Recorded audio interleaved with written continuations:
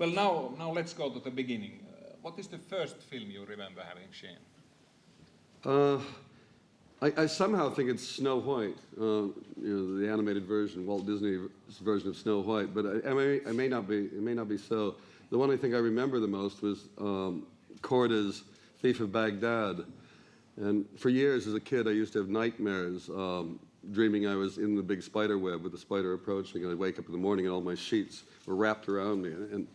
And so that one stuck with me for years. So I thought, films that give you nightmares are probably films that are making a great and an important impression upon you. You know, you are the second person who said exactly this and said that was a decisive film because it was the first film. The first one was Jacques Demy. Really? So he in a way, no, he developed quite a point. And it so happened that Michael Powell was sitting in the front row.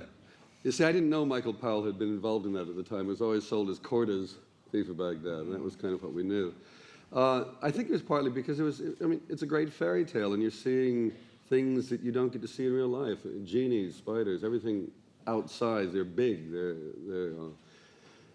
And I think even growing up, after things like later in the teens, the films I loved were epic films like Ben-Hur and all the Greek films, because they were ways of escaping from the world I lived in, which was Minnesota, which looks like this.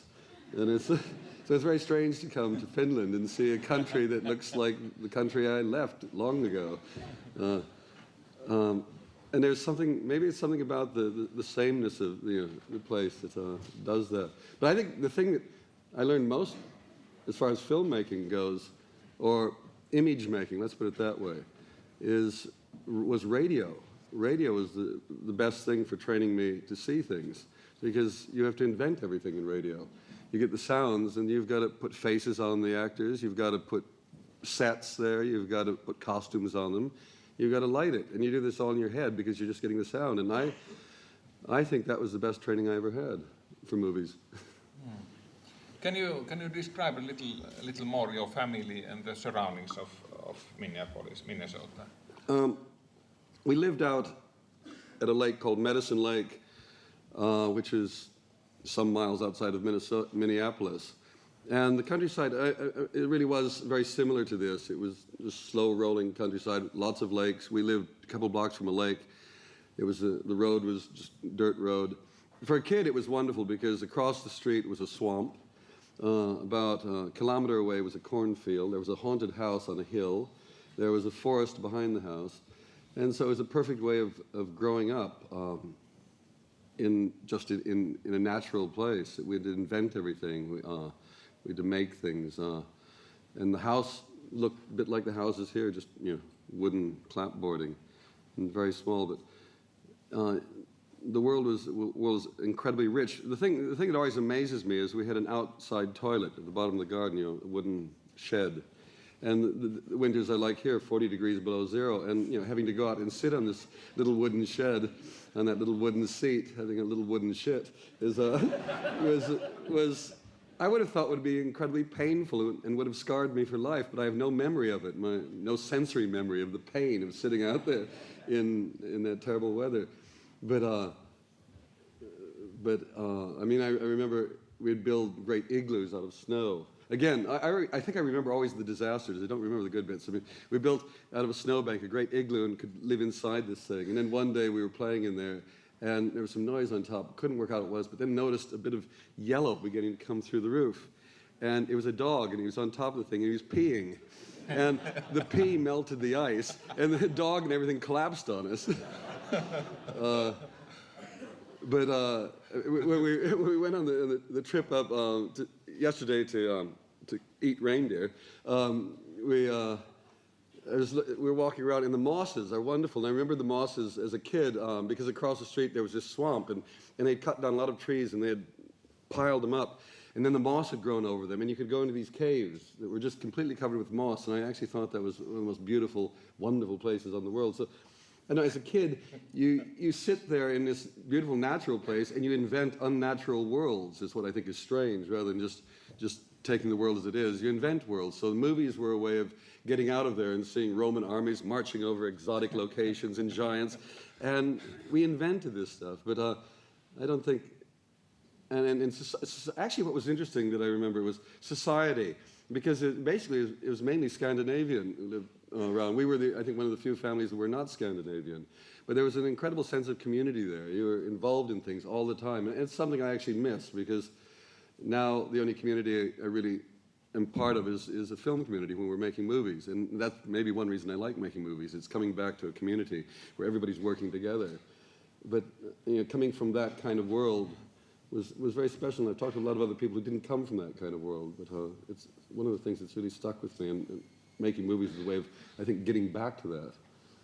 Well, it's fascinating the way you describe your childhood events, what is happening there behind your house and so on. So it just shows that you are a great realistic filmmaker, because all those things you are... It's true. No, I agree. No, I mean, I think I'm a documentary filmmaker, is what I basically... Because everything I make, I've seen. It exists. I did not invent it. It's out there. It was like with Fellini, the first time I went to Rome and started walking around, I thought he was a great fantasist. I walked around Rome, and it wasn't. He's a realist who saw Rome. The difference was he saw it in a way that is true, but nobody had really looked at it like that before. And that's what our job is. That's what I think what we're supposed to be doing, is we're supposed to be providing a new set of eyes for people. Look at the world in a different way. It's out there. It's all there. Most people don't notice it. Can you still describe the local cinema? Nope. I don't remember the local cinema. I have no memory of it. There must have been, because I saw films, unless I imagined them. Maybe. Yeah. Which is probable. Yes. I don't remember the cinema at all. I remember, I found out a couple of years ago, my grandfather on my mother's side was not spoken about in the family, because all I remember is he ended up on Skid Row in Minneapolis. He was an alcoholic, a bum, and nobody talked about him. He had somehow abandoned my grandmother, and that was the end of that one. And it turns out my mother was talking to somebody who was trying to do some research on me, and it turned out my grandfather at one point owned a cinema in Des Moines, actually was it Des Moines, Iowa. And so somewhere in my past there were movies, and this had been hidden from me. And I only found out a couple of years ago. So maybe my parents were trying to stop me going in the movies from a very early age. When did television come into your life? What age were you? Yeah, again, it was probably the early 50s, late 40s, and family up the road had a black and white television. It was the first television in the neighborhood, and the things I remember it was basically the comedy shows, because there was Sid Caesar and the Show of Shows, and more importantly there was Ernie Kovacs, which was a brilliant comedian who most people don't remember, but he brought surrealist humor to television, and I'd never seen anything like that, because he was Hungarian, and he had this wonderful, strange sense of humor. He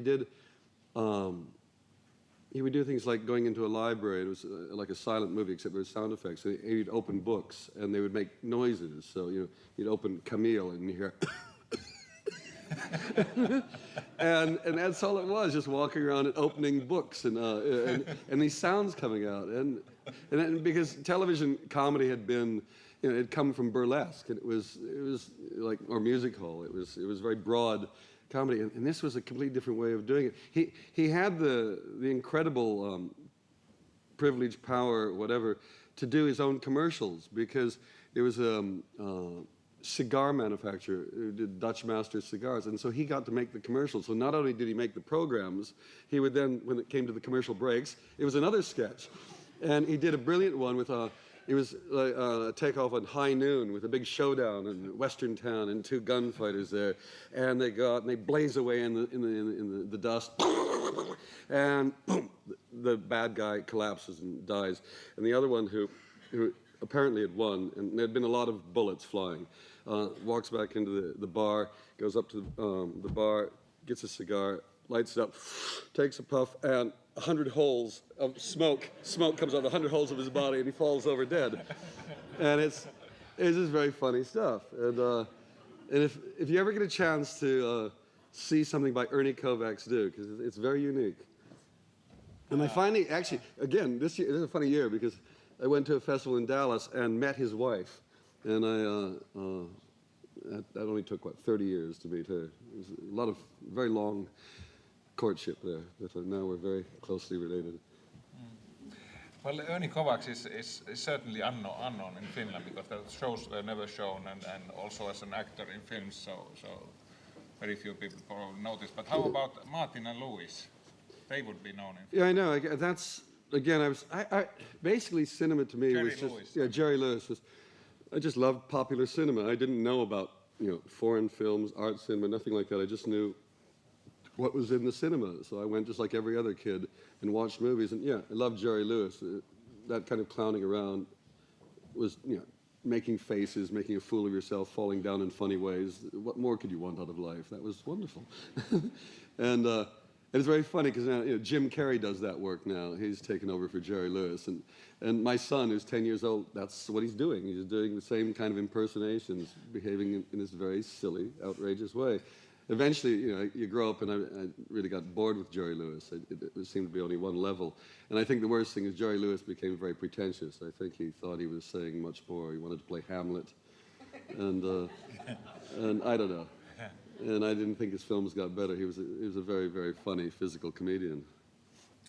One final question about your childhood. The cartoons, which ones did you study?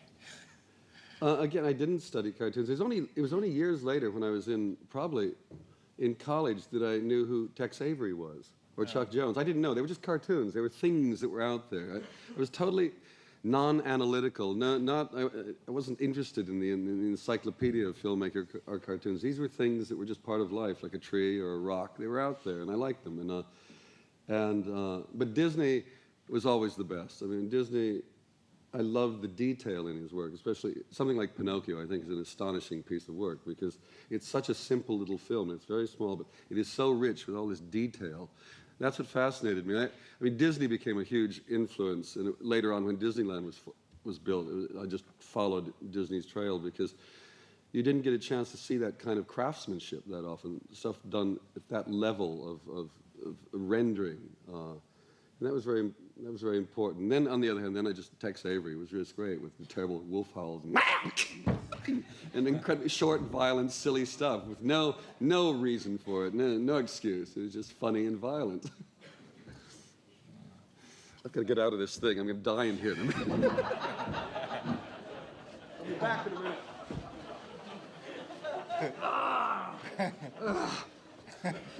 It has a life of its own. It was like being inside of a bear. I mean, being eaten by a bear.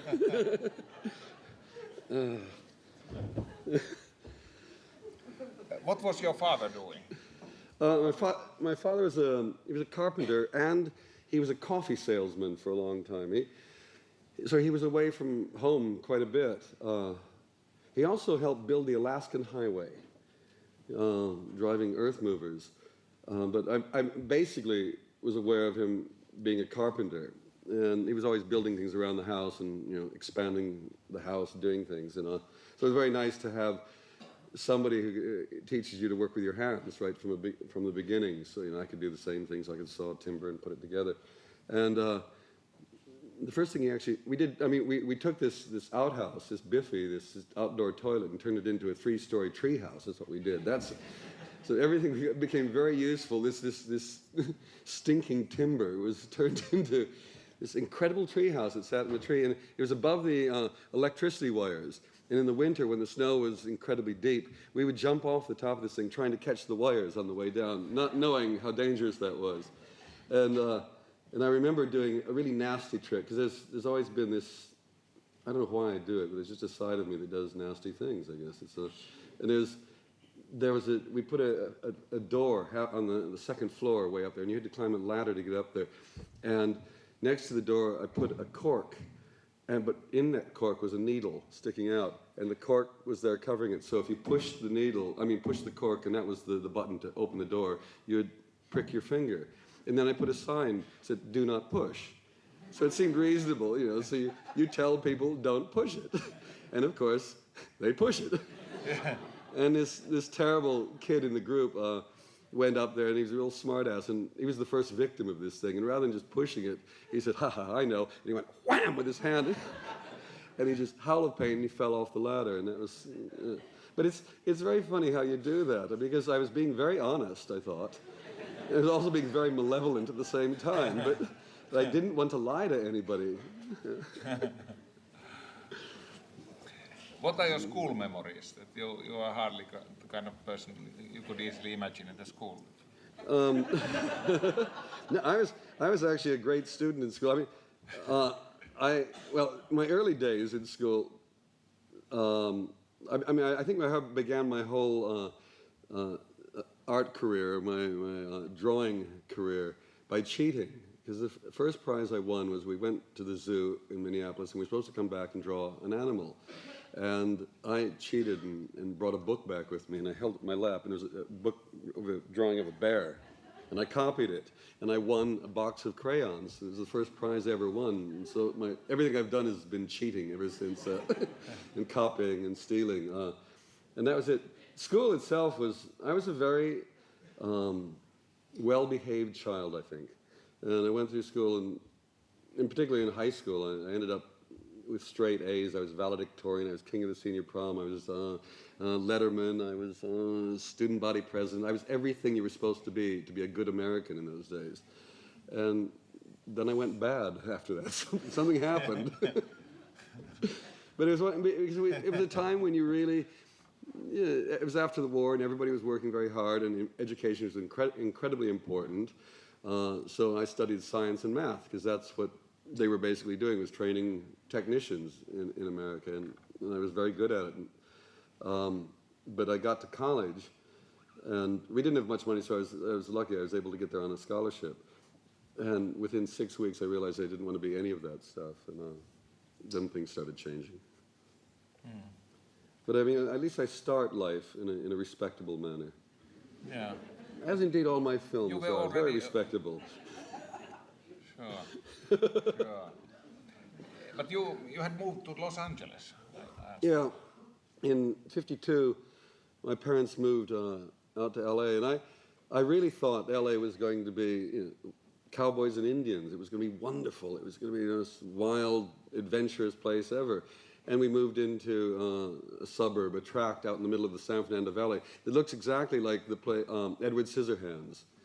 The houses in Edward Scissorhands. I moved into one of those houses, and that's where I spent the latter part of my growing up. And it was L.A. had changed very rapidly. What had been like in Chinatown when Jack Nicholson drives out into the orange groves, it had been like that in where we were 2 years before, and then they cut it all down and put houses in. And these houses have all been, they look like cancer cells, basically, and it's sort of a cancer that now spreads over all of California, over the mountains, into the desert, eating it up. And inside those cancer cells are people like me. Well, you got out, and now we should face the truth of how you floated out from the respectable. I actually think it must have been getting away from home and going to college is where it began, because it was a very good college on the West Coast called Occidental, and what was interesting is a lot of the students there came from fairly wealthy families, so they had a certain amount of privilege and a certain amount of ease with life, and practical joking was what became very important during my days at school. I mean, to the point that they would do things like take a car, like an old Ford, and take it apart, and then go up into one of the rooms in the dormitory and reassemble the car inside of a room, and then have, when the person who lived in that room, when they came in and opened the door, the engine would be running, just sitting there. And these were practical jokes, but the point of a practical joke is it has to be much more work for the joker than it is for the jokey. And one of the other things, another thing that would be done would be to take newspapers, and you would go into somebody's room, and you'd open them up and wad them up into balls, and you'd literally fill the entire room from wall to wall, floor to ceiling with papers. So when he comes in, the door is stuck, and this room is completely blocked with papers.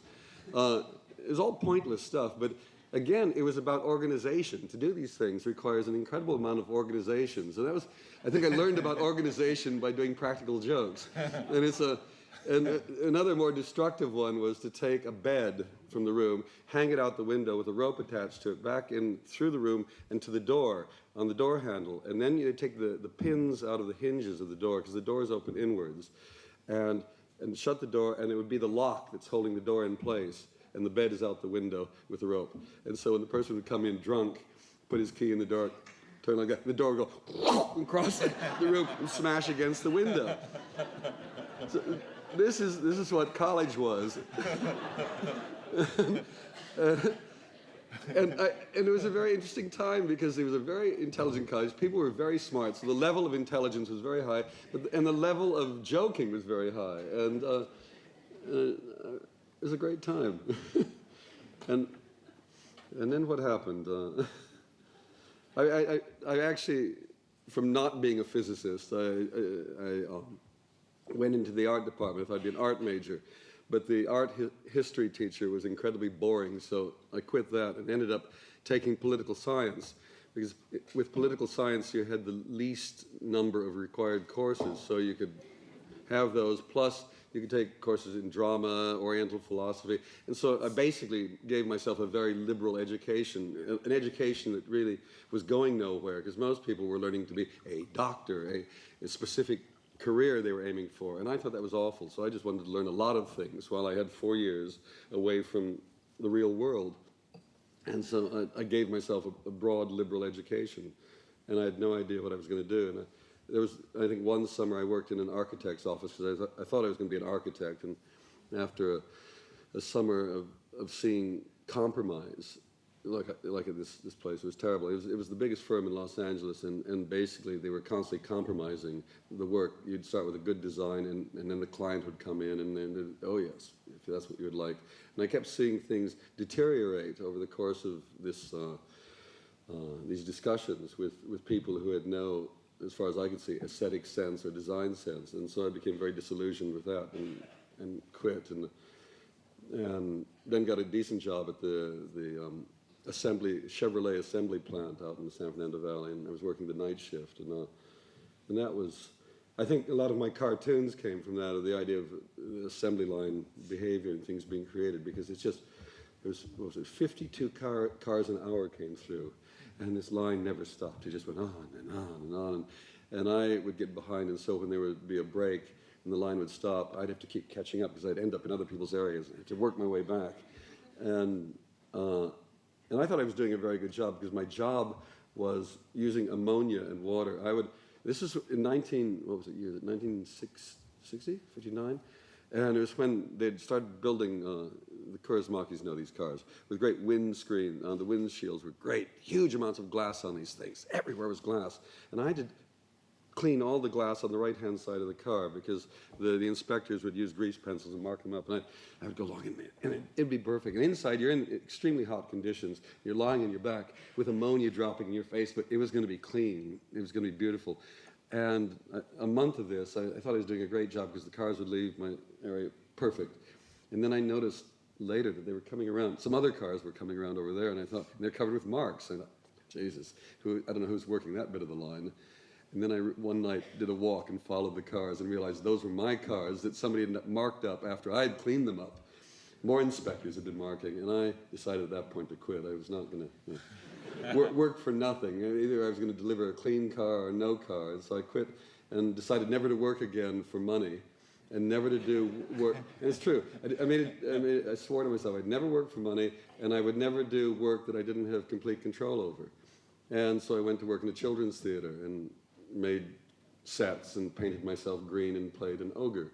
And that was the smartest thing I ever did, was decide that, because basically it closed all these doors. I had no opportunities once I said these two rules. But there would always be one door open somewhere, and I'd go through that door and it would lead to something else. And so life became simpler, and all I had to do was develop a sense of patience, because it was going to take a lot longer getting where I wanted to go this way. But at least I would always be doing work that I was doing because I loved the work and wanted to do the work, and would either get the blame or the the praise for it, but it would at least be my responsibility. Then you went to New York, Mm. and that was very soon after this.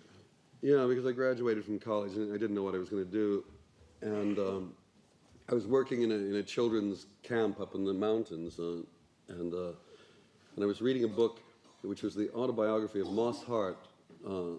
Moss Hart was a great musical playwright, and he had gone, and his story was going to New York and meeting his hero George Kaufman, and then becoming his partner. So I decided I'd do the same thing, because in college I was editing a humor magazine called Fang, and it was inspired by a magazine called Help. And Help magazine was edited by Harvey Kurtzman, who had created Mad Comics and been one of the great heroes he was the great hero of our generation of cartoonists. So the American underground comics of the late 60s and early 70s, Robert Crumb, Gilbert Shelton, all these people were products of Harvey Kurtzman's work. And so I was one of those people drawing cartoons, and I sent my magazine to him and I said, I'm coming to New York. And he said, don't bother. There's no work, there's nothing here. And so I said, okay, and I came to New York. And I met him, and I walked in the very first day with this collection of all my favorite cartoonists busy at work, and the man who was the assistant editor on the magazine was quitting, and they were looking for somebody to take his place, so I walked into this job just like that. And I was getting paid less money than I would have got paid if I were on the dole on Social Security, but I was doing what I wanted to do and working with a man who was a big hero of mine. And basically the two of us did this magazine for the next 3 years. And all the people that did become the underground comic artists all were coming to New York, because we were really the only magazine that was providing an outlet for cartoons and a certain way of working. And so we all became friends. The other thing we did in Help were fumetti, which I don't know, they started really I suppose in Italy with where it was like a comic book, but rather than having drawings, you have photographs. The White Sheet, Fellini's Shaker Bianco, is about a fumetti actor, and also I think in South America they're very popular. The romance papers where people act and still photographs. Yeah. Ne on siis semmoisia valokuvan ruuduilla tehtyjä sarjakuvia, Italiassa Sfumetti nimellä kulkevia. Ja Fellini on tehnyt elokuvan Valkoinen sheikki tästä maailmasta, että valokuvataan. On erikoistuneita näyttelijöitä, jotka on näissä valokuvissa esiintyy. Okay. So we did these in the magazine. They were humorous, they were satirical, but it meant basically going out and making a movie with nothing moving. We would have to get locations, actors, costumes, the whole thing. So I was effectively producing those, and we got to meet a lot of people. Woody Allen was in one, and that's eventually how I met John Cleese from Monty Python, because we were always looking for actors who would work for $15 a day, and Henry Jaglom was in one as well. That's when I first met Henry. And so there was a lot of out-of-work actors in New York, and you would go around and you'd find people and you'd gather them together and make these films where nothing moved. And that's why in La Jetée, I think that's what was probably inspired by our work. Or maybe it was the other way around. Who knows in these things. But we had... John Cleese was with a group called Cambridge Circus, and this was the Cambridge Footlights Review, which was the comedy group from Cambridge, and they'd come to New York trying to achieve the same success that Beyond the Fringe had achieved a year earlier, and they failed miserably, and they ended up down in the village playing in a little theater, and I saw them, and there was John, and I got him to be in one of these fumetti. And we became friends, and then years later, I got to England, and things developed. Mm. But during the 60s, how far did you get in the States? Well, I was working on the magazine and doing cartoons. I was doing a lot of political cartoons at the time as well, because the civil rights movement was going full blast. The war was just starting up. And I was very politically active in that sense, and doing political cartoons.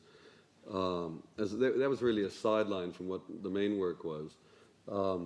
And somewhere around, our magazine finally collapsed in '64, and I went to Europe, and I hitchhiked around for 6 months and fell in love with Europe, and something died in front of me here, this machine. Jonkun mankku meni tässä. And I wasn't sure whether I really wanted to go back to America or not, but I did, and got back. And America was really changing very rapidly at that point, and I got more and more depressed and felt either I would have to become a full-time political activist or get out. And I got out in '67, but not before what? I don't know. It was a strange time because I suddenly realized how naive I was, I think is what it was, that I had basically accepted America's view, even though I was constantly criticizing it. I think deep down I was basically accepting that it was probably true and just and right. And as things were changing, I realized this is not so, and found it hard to deal with. And so I went to England and kept drawing cartoons. Was it immediate that Monty Python became popular, or did it take some time?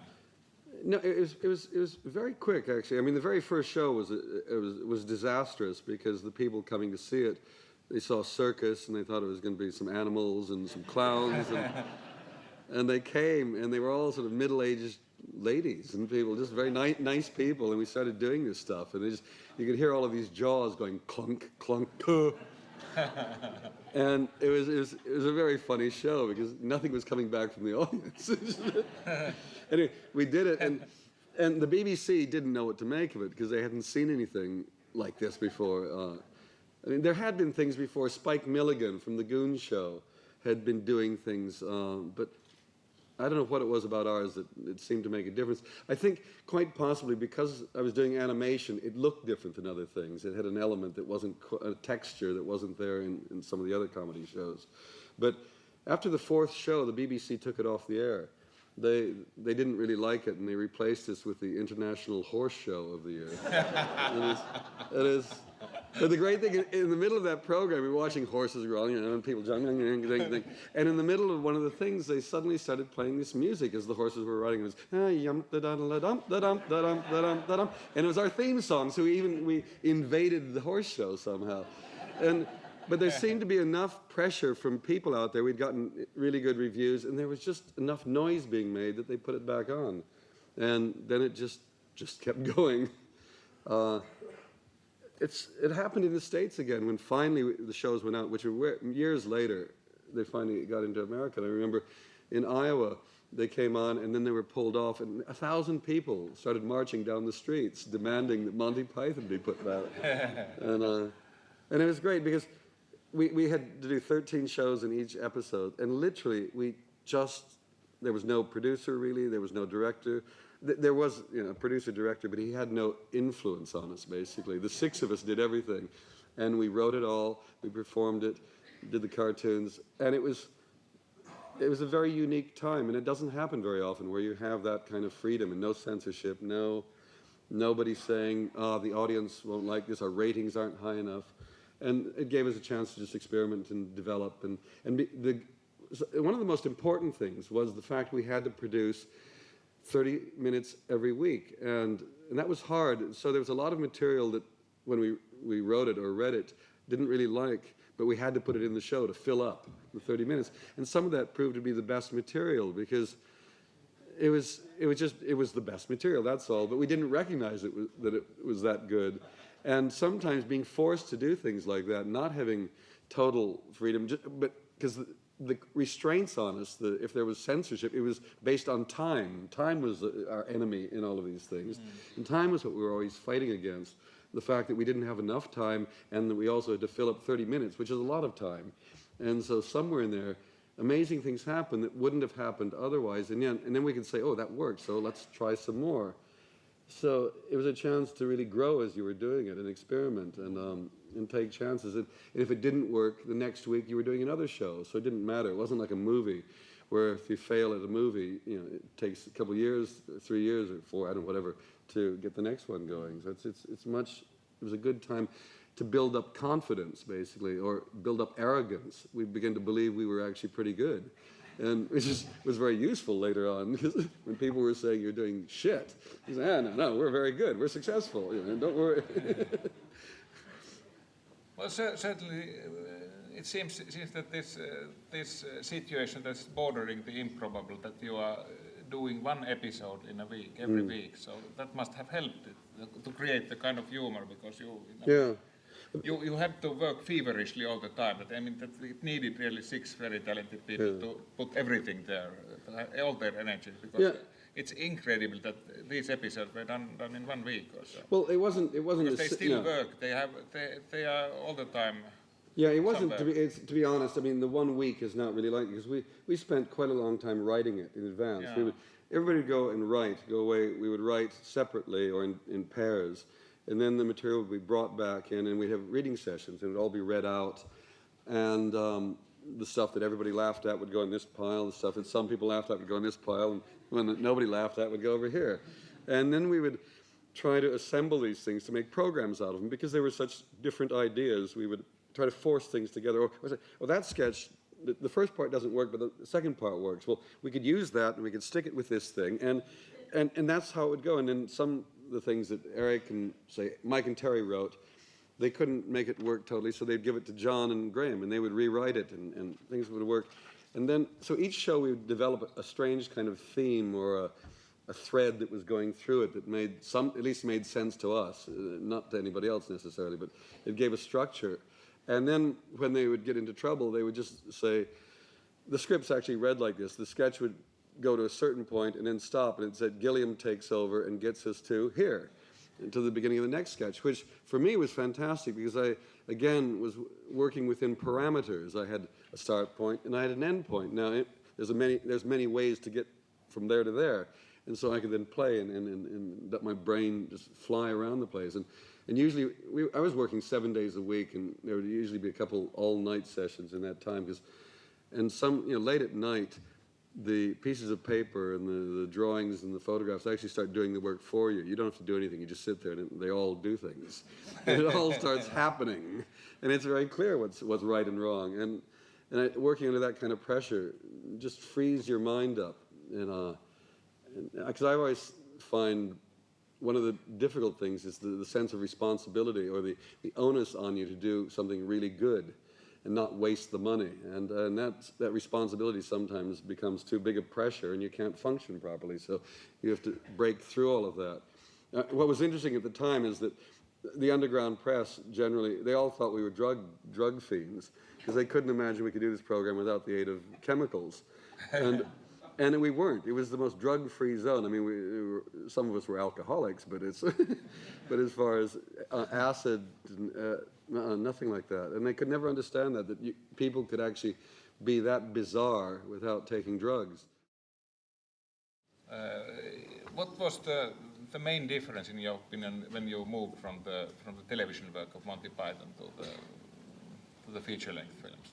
Well, I mean, in the case of Holy Grail, which was the first one we really thought was ours, it still ends up being a series of sketches, like the television show, but we've linked them together with this idea of the Knights of the Round Table. So we were still working as sketch writers, but trying to at least invent a framework that made it feel like, this is a proper film with a narrative, and there was a story underlying the whole thing. And it seemed to work rather well, but the main difference was that Terry Jones and I directed the film, which, with the television shows, we hadn't directed them. Ian McNaughton had directed them, and we had been, for years, frustrated and thinking we could do it better. So it was a chance for Terry and I to see if we were film directors, and it seemed to work out that we were at the end of it. But it was really like learning on the job, because everything that went wrong could go wrong, and we had a very small budget. I think we did it for, was it like $450,000 that film was made for. And we were in Scotland, and I don't know, I said the other day, I don't know, we had lots of castles that we had chosen all over Scotland, and 2 weeks before we would start shooting, the National Trust, which controls these historic monuments, said we couldn't use them because we wouldn't respect the dignity of the fabric of the building, which I thought was a wonderful phrase. I mean, these places, the most awful tortures had taken place, the most awful behavior, and 6 comedians were going to destroy the dignity of these places. And so we we had to fake everything at the last moment and built a lot of castles out of plywood and cut them out and painted them and stuck them on hilltops. But when we actually got into the castles like that, they were wonderfully ruined places, and it seemed to be important for us to make these places feel really cold and difficult and stony and hard. And I love this wedding because it's, you know, the bride and everything is so beautiful and pretty in this very dark, ugly place. And then John's very silly. I forgot how funny. I haven't seen this in a very long time, and I forgot how funny John Cleese is. Yeah. Well, then obviously, we can easily guess that you decided that when you are continuing as a film director, you must do something totally else than. Yeah, I mean, I think I got very frustrated because I knew how things should look, and you've got to put the camera this, you've got to have the sets looking like the costumes, you need smoke, and a lot of the others in the group really hated all of that. They just wanted to get up there and perform and be funny and not have to have all this very uncomfortable armor on and sit in very strange positions so that the camera was, the light and everything was right. And that frustrated me, so I made a film called Jabberwocky. And the foolish thing about it was, here it is, it's again, a medieval film. It's primarily a comedy. It's got 3 pythons involved, and I didn't want it to be reviewed or judged as a Monty Python film. And that's very naive again, because in the States it really got reviewed as a new Monty Python film, but it wasn't as funny as Holy Grail. And the point was, it wasn't meant to be as funny, because I wanted to escape from the fact that we had to be funny all the time and try to deal with a little bit of romance, adventure, suspense, all of the other things you get to do in movies. And also it gave me a chance to just try to make the world even more filthy, I think, than this one.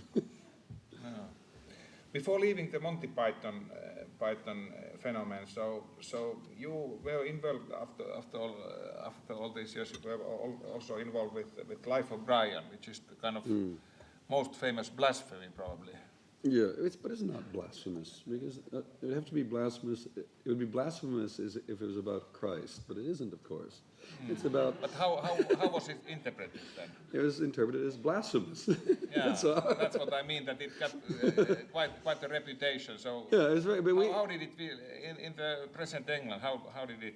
Oh, it was wonderful. It was absolutely fantastic that we had this terrible controversy, because it was very.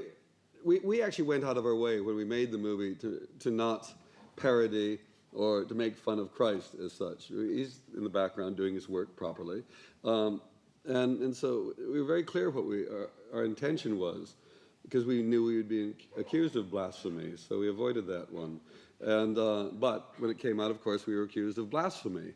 And the Bishop of London, or Southwark, Bishop of Lambeth, some bishop in London, was on a television program with Malcolm Muggeridge, and it was an interesting debate, because John Cleese and Mike Palin went on the same show and completely destroyed them, because the bishop hadn't bothered to see the film. He just knew it was blasphemous, and he was out there in front of millions of people saying, don't go to see this evil film. And what happened in England, a lot of towns in England banned the film, again, probably without seeing it. And so there were great pockets all around England where you could not see Life of Brian. And the great thing about the English was that they would not be told what to see or what not to see, so they organized bus parties and would go to the towns where you could see Life of Brian. And Life of Brian ended up being, I think it was the 4th most successful film that year in England. I mean, there was a Star Wars and a James Bond and something else, and us, which was extraordinary. However, in the States, we were also banned in great parts of the country, particularly in the Bible Belt in the southeast. And the difference there was the Americans didn't go. They took orders much better than the English did. And so it wasn't particularly successful in America.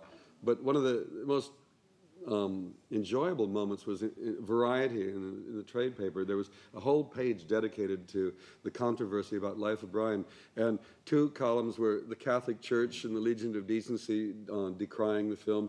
The Jews were in the middle saying this is awful, and the Protestants were on the right saying the same thing. So we managed to get all of them. We didn't get the Muslims. That was the only problem. And maybe that was a wise thing. Maybe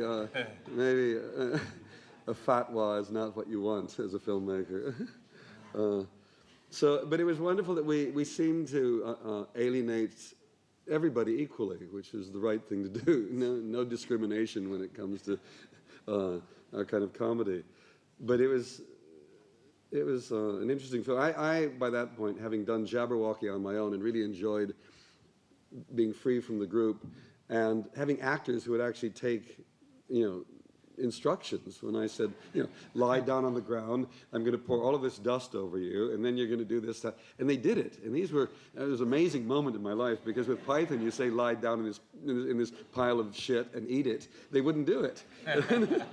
But these actors, and these were some of the finest comedians in England that were in Jabberwocky, I guess they thought I was a film director, and they took orders from me. So I thought, this is amazing. Because with Holy Grail, when I saw my name up there saying directed by Terry Jones and Terry Gilliam, this is amazing, I'm a film director. And then other people saw that, and they believed I was a film director, and I've been fooling people for all of these years, because I'm not a film director.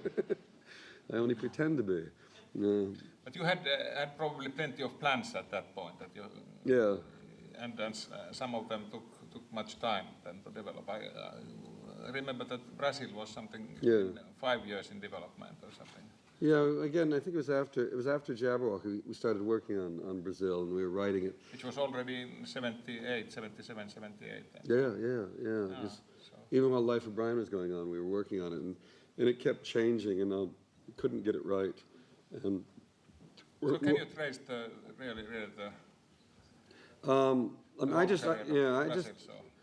the Brazil thing is really, it was this idea. I wanted to make a film with the happy ending being a man going insane, and that seemed to be an interesting task, to see if one could achieve a happy ending where the hero goes mad.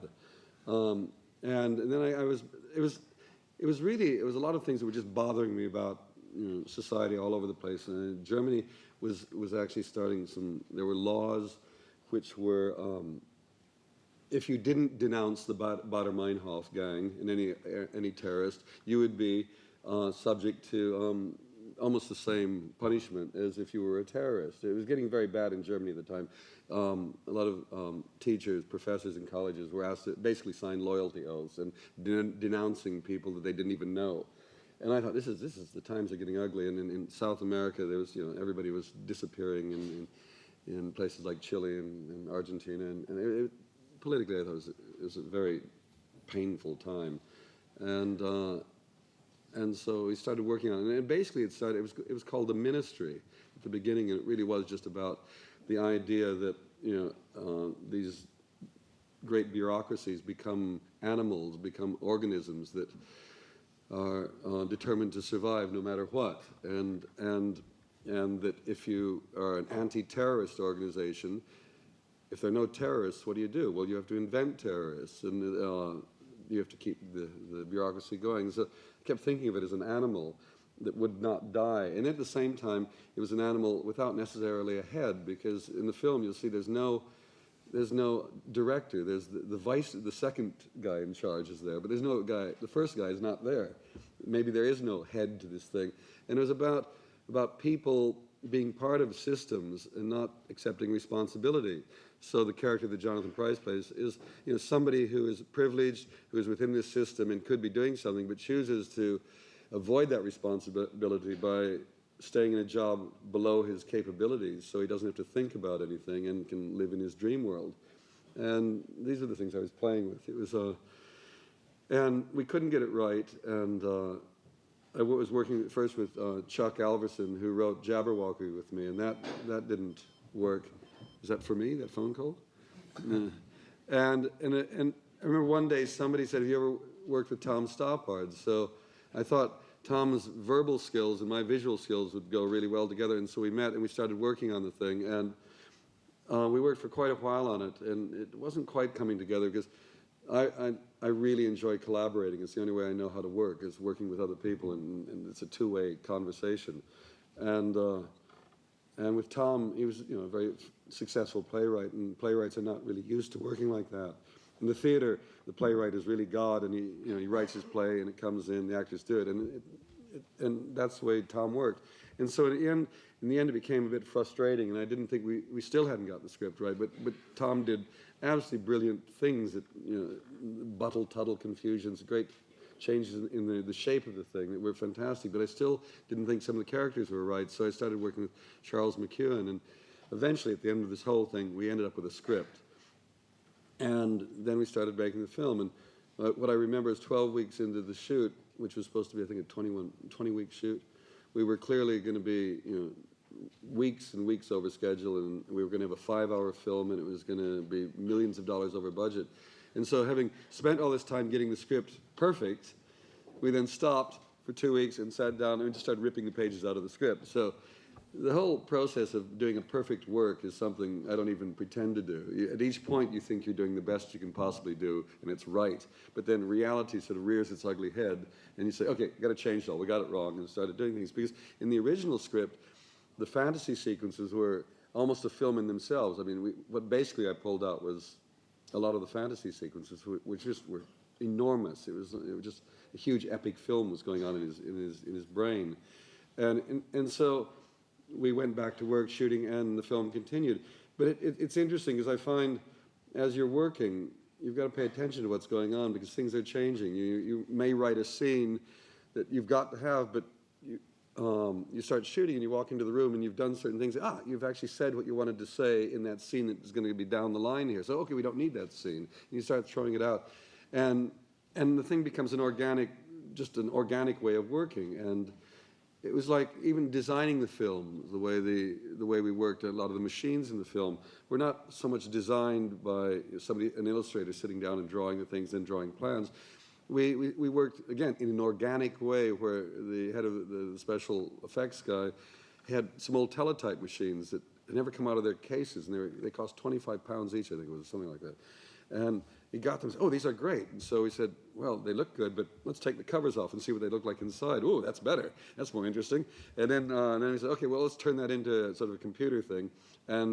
But we need a screen, so we then sent the guys out to find the smallest TV screen they could find. They found one that big. So again, take the shell off. The film, I think, is very much about taking the skin off things and looking inside the guts. And so we take the shell off the thing, and now it's this nice thing, so we put it on some wires on top. And then, well, you can't see the screen, so now we put a big magnifying glass in front of it. And so that's how we built a lot of it. So everybody was part of this rather sculptural way of working. And the film just kept growing and changing. And there's a certain point in every film that happens that I actually think the film is being made by something above us. It's almost like there's a platonic ideal of the film trying to make itself real. And we're just, we're the hands that write, but this thing is up there making it. And mistakes occur, and disasters occur, and this doesn't work, and that works, but it's still somehow, it feels like you're working for this film that's up there, that knows what it's trying to be. And you get good at tap dancing and taking advantage of that mistake and that mistake. Oh, we could use that. And so we end up with a film that, if you look at the script, where we began and where we ended up, they're very different in details, but it's the same film in essence. It's the same thing. And that's all that ultimately I'm interested in, seeing if we can maintain the essence of the thing. And you can change any number of details and still get there. And so when they say, is it the film you intended to make? It is. It's just very different than the film I wrote. So that's all. Well, it's tempting to see that this principle or this situation has something to do with the animation. That with animation, you are bound to see the kind of total aspect in advance. Yeah. And also the kind of movies you are making, which are totally personal regarding both space and time. Yeah. So that's also something that connects them to animation. But these films, Time Bandits and Brazil, they really started a unique cycle in modern cinema, where this kind of unique freedom regarding time and space is the kind of essential thing about everything else, actually. I guess it is. I think you're right. I mean, because these are things I don't quite understand, so I try to play with them. I mean, and it's being in a position where you've got the freedom to play like this. Yeah. And so, what's nice, what I like in film is if you can get into a position of control of the thing, then you can create a world where everybody can work within that. So it's like building a wall, and so all the creative people, everybody involved in the film, can now participate. And hopefully they all are trying to make the same film. They obviously aren't, because everybody's going to have a slightly different interpretation of what that script is going to be. And so, the director, me, becomes a kind of filter for ideas. And and I try to keep it as open as possible, where everybody making the film can come up and say, what about this? Or that's a terrible idea, Terry. And then all I become is a filter saying, yeah, that one gets through, and that one doesn't get through. And it's so strange because they end up being personal films, except it's not me that's making them. It's a whole lot of people that are making them. This is a very strange contradiction, but it's true. And a lot of, especially in the later films, people say, oh, that's a Terry Gilliam film, and those are great ideas you had. Well, they weren't my ideas. Maybe they were other people's ideas, but I think what was happening when we started doing Fisher King and some of the later ones is they'd seen the earlier films, and they were trying to make a Terry Gilliam film, even though I wasn't. I was trying to make another kind of film. And you find you're fighting with people who are trying to come up with ideas that maybe I would have liked to have had when we were making Brazil, but now I don't want to have when I'm making Fisher King. And it gets very strange. Making Fisher King was very different because it was the first one that somebody else had written the script that I hadn't been involved in, and Richard LeGravenese wrote it. And for me, the experience was a completely different one because it was trying to make his script. And that's what I was saying. I wasn't trying to make a Terry Gilliam film. I was trying to make a Richard LeGravenese film because he wrote the script, and I was trying not to fuck it up, basically, is I think the technical term. And so, again, what I find interesting is each film is about, the making of the film is very much about what the film is about. So this was about the characters, it's about serving the grail or serving a higher thing. It's also about learning selflessness to become human again. And so the whole process of making it was like that. And so having done Munchausen before, which was the height of a megalomaniac egomaniac at work, this was the opposite, trying to be totally selfless. And for me, it was an interesting experience. I really enjoy it, and that speech is beautiful. Very beautiful. And it's one of the things I like about that speech is not often in films do you stop the film to tell a story. And storytelling is really wonderful without any clever photography, the camera moves, nothing. Tell a story. And that's what we did there. And so it's basically that one shot. Well, Robin tells a story. Well, I had a kind of personal feeling that Robin Williams has never been better than this. And so what is your philosophy about actors? Actors astonish me. I think they're extraordinary because they've got to be completely, they've got to be naked in every sense, and we do it in every sense in this film. In fact, I was looking at Robin's chest there, and I think he would make a good coat. And it's I don't know, for years, again, when I started seriously thinking about making movies, I thought working with actors was going to be the most impossible thing. You kept reading about the way Ingmar Bergman worked with his actors and controlled them, and he became this kind of, this Mephistopheles that could wield them and turn them and make them into everything and anything he wanted them to be. And I could never work out how to do that because I just didn't know how to do that. And what I seem to have discovered is that if I provide them with a good audience, I become their audience. And when they're sad, I cry, and when they're funny, I laugh. And to try to create a world around them. And it's like when we're doing that scene in the park, because you're out in the middle of New York, the whole city's out there, and you have to try to create a wall that protects us, and because they're going to have to expose themselves, they're going to have to let go, and that's what we managed. I hope I managed to do so that they can take chances and they can trust me that if they make a fool of themselves and fuck it up, I won't use that in the film, that I won't embarrass them. And that's I think what it's about. So I just basically spend a lot of time with the actors beforehand, getting to know them. We talk about the character, and then when we start working, we just get on and hopefully play. And in this case, with Fisher King, Robin was the first actor involved in the process. It's probably why I got the job, because they wanted somebody who Robin wanted to work with. And we'd worked together on Munchausen, and all of the other directors he had worked with had jobs, and I didn't. So I think that's how I got this one. But with Robin, I was worried about him just flying off and being outrageous and silly the whole time. And I would probably encourage him, because once he gets going, I start laughing and we're gone. And Robin would just disappear. We disappear somewhere out there. And so it was really important to find a balance for him, which was Jeff Bridges. because and a balance for myself as well. So Jeff became the anchor to hold Robin and me down, so we didn't go off and be silly people. And that's what, in that instance, it was about getting 4 actors who would balance each other properly. And once if that was right, and we made the right choices, then it would kind of look after itself. And I think it worked that way.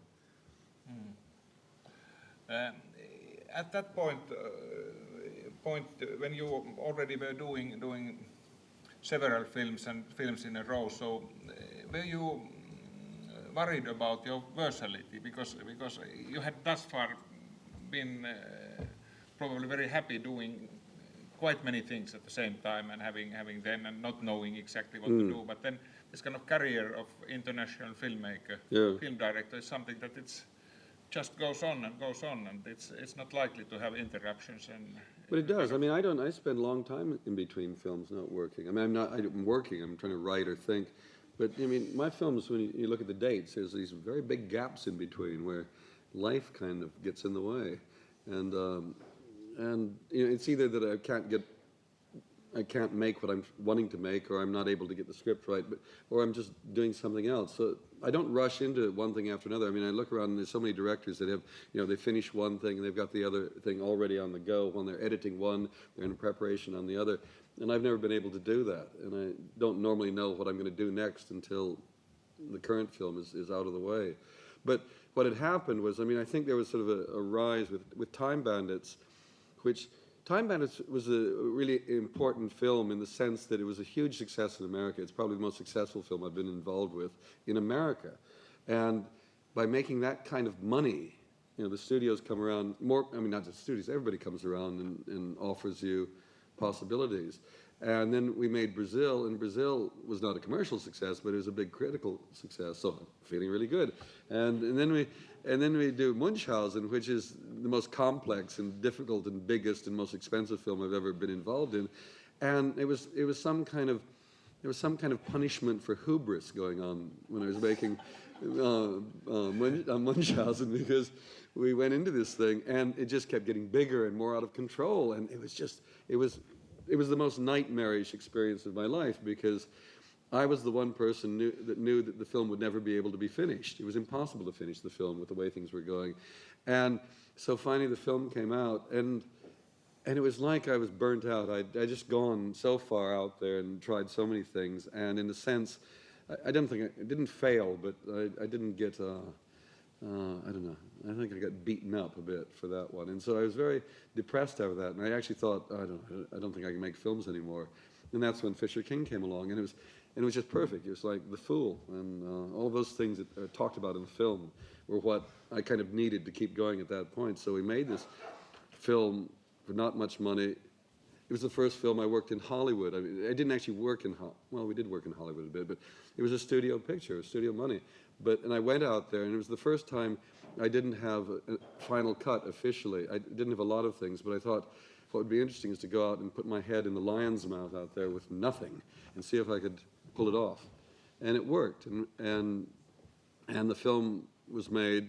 Everybody seemed to be happy with it. It made money, and that kept, you know, it keeps it going. And so then we get to do the next one. It's a fine line I'm trying to walk, because Hollywood money is very useful because it allows me to make more expensive or more elaborate films. It allows the films to have movie stars in it, you know, Hollywood stars in it, which usually brings in more people, because I want to make movies that reach a large number of people. I don't want to make movies that are seen by a couple of thousand people. I want movies to be seen by millions of people, because I think I'm trying to say things in my movies. There are ideas in there, there are thoughts in there that I want people to consider. And so I don't want it just to be seen by, you know, the intelligentsia. I want it to be seen by, actually I want it to be seen by kids like I was when I was growing up in Minnesota. That's what I make movies for. Well, as a member of the famous Minnesota realist school,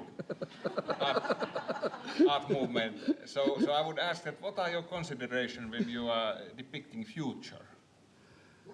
Brazil, 12 monkeys. So is that anything different as a challenge from anything else? No, I mean, Brazil was just everything, as I say, it it was just looking at what was going on and taking it a little bit further. There's, I like pushing things, almost to their limit to see what happens. So, I mean, in Brazil, I never thought it was taking place in the future. I said it takes place everywhere in the 20th century at the same time.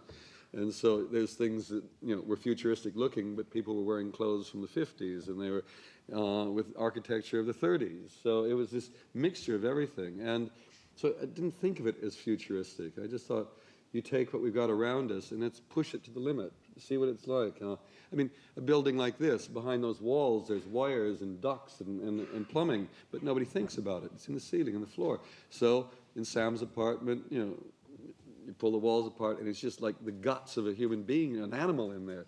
And then in the other parts of the scene where people are in older buildings, these gigantic ducts just go crashing through the place because it was about pragmatic people who had no interest in aesthetics. So architecture or paintings or tapestries were less important than getting modern conveniences. And so that's what was going on there. So it wasn't so much futuristic, it's just making hyper-realistic decisions about where we are, or hyper-surrealistic decisions about things.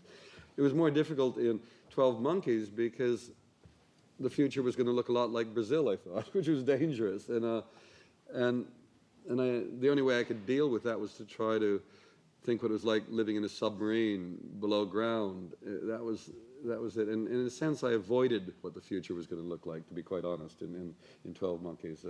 We don't see very much of what's going on, except that it's a place that, obviously, if you're living underground, frightened of viruses, air conditioning is going to be very important. And so you're going to have to deal about air conditioning. So that's why I've got those things on the wall. But rather than just having air conditioning that you don't see, I thought, let's have a diaphragm. So it's like a heart or a lung. And there's a presence of this thing. And so try to make it very obvious that the air is what it's about, what's in the air and what they're breathing. And again, what was the big problem was what I was talking about earlier, is the art director, the designer on it, was a big fan of Brazil, and he kept trying to make it look like Brazil, and so this is where I had to keep fighting. And I'd go into the office, and there would be pictures up there for Brazil and Blade Runner, and I'd have to keep pulling them down and said, get rid of this shit. We don't want it to look like that, because I knew it was going to look like that, and it became a battle. But to come back to the actors for a while, so exactly as you are showing objects and houses differently from what anybody else would show. So actors are also all the time different. I mean, that seeing Robert De Niro in Brazil, he has never been like that in any other film, not remotely. I mean, that is. He learned his lesson. Once was enough. No, but it's about that, because I think my biggest thing is trying to change people's perceptions of things. I want people to look at the world differently all the time. Look at it with fresh eyes. So don't accept anything as the way it's normally sold to you. So it's important to take actors and use them in ways they don't normally get used, and to show not only show the world that they are capable of other things, but that I want to confuse people, I think, is what it's about, to make people keep thinking rather than just to sit there quietly and take what's given to you again and again and again. And that's what's happening now. We're living at a time when more and more movies are more like movies you've seen already. It keeps repeating itself. And it's very reassuring on one level, but I think it has a dulling effect. It gets people not to think anymore, not to open their eyes and look at things properly.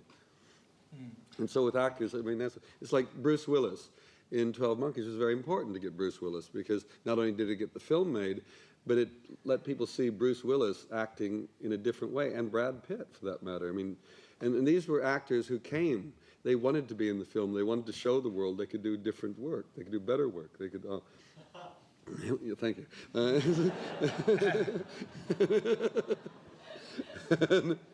And they worked very hard. So I'm sort of in a lucky position, because I don't normally go out asking actors or stars to be in the movie. I want them to come and ask to be in the movie, because it's a very different relationship then. Because if I go to them, I have to kind of do it their way. like in 12 Monkeys, you must have a terribly good story to start with, and then you can act freely then from that. I think definitely in 12 Monkeys we had a great story to start with. But I mean, normally when I get criticized, it's because people can't see the story and all of the noise that's going on there. It's really But interesting. still must be there.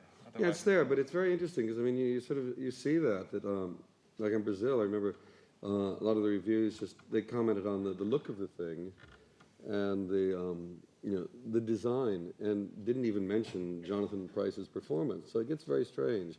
I remember, when we made that film, I remember in screenings people would just be walking out. Lots of people walked out, and now. Brazil, yes, a great film from the 20th century. And it's like people have gotten used to it. But the first time, people were shocked, and it get very mixed reactions is what I can say about it. And it's kind of interesting. I don't mind that. I like the fact that one gets extreme reactions because everybody else is working in the middle ground. But, I think the story is always central to it, and yet I keep finding I'm criticized for not having a central story. So it's all in... I think one gets used to the same kinds of stories, the same structures, and when you start playing with that, people take a while to get used to the way you're telling a story. A lot of people used to prefer Brazil on the small screen because on the big screen it's so overwhelming and claustrophobic and in your face, and you're seeing so much stuff that at times you begin to wonder what is the crucial information. You reduce it down to a small screen, it's easier to take in. You can see that's what I'm supposed to be looking at. And it's, so if you look at a Hitchcock film, it's very carefully laid out, everything. If that bottle's important, he's going to sit on that bottle. He's going to do a shot that is 10 seconds on that bottle to let you know that bottle is going to be important, folks. And I would do it more like this. I would shoot this. Now, which of these things is the important element, folks? Wait for it. And it tends to be like that. And so it makes it much more demanding for the audience. They've got to pay attention. You've got to stay awake. You've got to participate in the work, because these films aren't just there doing all the work for you, where you can sit back, relax, it'll all be done, and sit there for 2 hours, enjoy yourself, leave the theater, and forget about it. The point of making most of the things I'm involved with is to leave bits of shrapnel in your brain. Ideas that won't leave you, that'll stick around, that maybe take a couple days to come back. On Brazil, one of the most satisfying things about Brazil was a couple stories that I'd heard. There was a lady in public relations at Universal, and when she saw the film, she sort of reacted to it, went home, and later that night, she was getting ready for bed, she was taking a shower, and she started crying, and she couldn't stop crying because of the film somehow. It got to her. There was a lawyer in New York who saw the film, walked back to his office, and locked himself in his office for 3 days and didn't come out. Now, this is good stuff, it seems to me. This is having an effect on people. This is touching them, getting to them, finding nerve endings and doing things with them, and that's what we try to do. There was... In Fisher King, again, a girl told me once she came out of the movie in New York and she walked home, and she walked 15 minutes to her house, which she's walked every night, and got there and it wasn't her house. She'd walked the wrong direction. Now that's wonderful that we get in there, and in New York, the fact that New York audience was wonderful watching it because they would come out of the cinema and look at New York for the first time in years. They hadn't seen the city they lived in, and yet Fisher King. We photographed it and showed it in a way that seemed to be fresh to them, and that's important. Let's have a couple of words about Las Vegas, because many of us are going to see it immediately after, and you are leaving not only the building, very but shortly. Finland. Leaving Finland, and I'm going to leave Finland without leaving Finland, I think is the way it works. Leaving Finland. The Fear and Loathing is based on a book. It was written in 1971 by a guy named Hunter S. Thompson, and it was, at that time, it was this wonderful, outrageous book that in many ways probably destroyed a lot of people's lives because they tried to live the book, which you can't quite do. And it was a book that was written very much in reaction to what was happening in America, and in a sense the loss of the dream of the 60s, because in the 60s, those of us who were involved in things thought we were going to change the world, and we were going to do it quickly. The world was such a vibrant, changing place for those few years. And we were getting immediate results, it seemed to me. Things were happening. And so there was a lot of optimism, a lot of hope. And as the 70s progressed, the war continued. Nixon was in power. I mean, Nixon was in power surrounded by a lot of criminals. And that whole loss of that dream is what the book is about. And you know, the whole drug experience had gone crazy, and you know, a lot of great people had died, both rock stars, you know, the Kennedys, Martin Luther. And so Hunter Thompson, who wrote the book, went off to Vegas to escape from many things that were going on with his lawyer, to write a story for Sports Illustrated about a race, and the book is about that. The fact is, the race is almost a non-event, and in reaction, what they did was pack their car full of drugs and went off for a wild, wild weekend in the heart of the American dream. So rather than going to Vietnam and fighting a battle and as a frontline war correspondent, he bombarded his brain with drugs and was able to walk into this very, I wouldn't say banal world of Las Vegas, but to walk into Las Vegas where the big chance, the chance of winning a million and becoming rich was available. And then observing that world in these altered states. And these two guys go in there and they basically push themselves to the limits, and they push everybody else around them to the limits. It's a film about very excessive behavior, and in modern terms, probably very bad antisocial behavior. But there was a time when people behaved in an extreme way, and I felt the 90s, I thought the 80s, the world had been closing in. We'd become more and more excellent shoppers. We'd become some of the finest shoppers on the planet. That's what we seem to be interested in, is shopping and materialist things, consuming. And then political correctness began to descend on us, and everything became closed, more and more constricted, closing in. And I felt it was time to try to make a film that was like an explosion, a bomb, a grenade in the midst of all of this decent living, and see what happens. And that's what it is. It's strangely enough, the intention wasn't to make, I mean, it's not a pro-drug. I should actually, maybe, I'll warn you, a lot of people think it's a pro-drug film. It's not a pro-drug film. It's probably an anti-drug film if it's a drug film at all. It's not really about drugs. It's about behavior and about characters and about a world. But one of the results of the thing, which wasn't part of the planning, it seems to have an effect on people as if it's a drug trip. It's probably the cheapest, safest drug trip you can take now. And we're offering that. And I can tell you, it's also, one of the things I was trying to do in America was trying to get them to do a deal. So buy 3 tickets for the price of 2, because it actually is better the more times you see it. But it's a very hard thing to convince marketing people to do that. I think it's a real good deal, you know, because I know people are going to see this film several times. So buy in advance, you know, 4 tickets for the price of 2. I don't care. We'll do a deal. But it's a film that actually grows with more viewings. But it's designed to shock and to hammer, and it goes from rather exhilarating high-speed stuff to very dark, depressing nightmare. That's why I think it's like a drug trip. It starts with incredible speed and the joys of a drug hitting, and then it goes into the bad bits, and then you escape for a bit, but now there's more to come, and it goes on. So it's my wife says it's a ride. You just go for this ride, and you take a ride.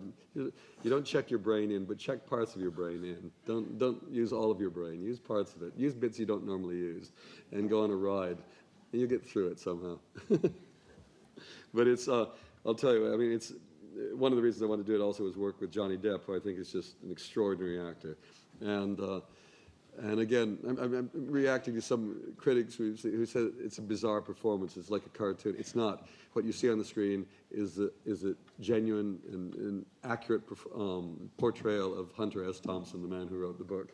This man does exist. He lives on the planet. He's still alive, and he looks and behaves like Johnny Depp does in the film. What else can I say about it? We shot in Vegas and L.A. We did it for very little money. It's been the cheapest film we've made in a very, very long time. The studio was completely behind the film. They've not interfered. And it's out there. It's kind of an artifact. I like the idea of just leaving an artifact out there to see what the results are. And part of it became, for me, an experiment, just a litmus test to see how people are reacting now in the world and how they perceive the world. And for me, just on a personal level, it was also a chance to work like we did on the early films with not much money, not much time, and having to work very, very fast and get rid of the weight of the bigger films I'd been working on. So that's Fear and Loathing, and good luck to you who are going to watch it.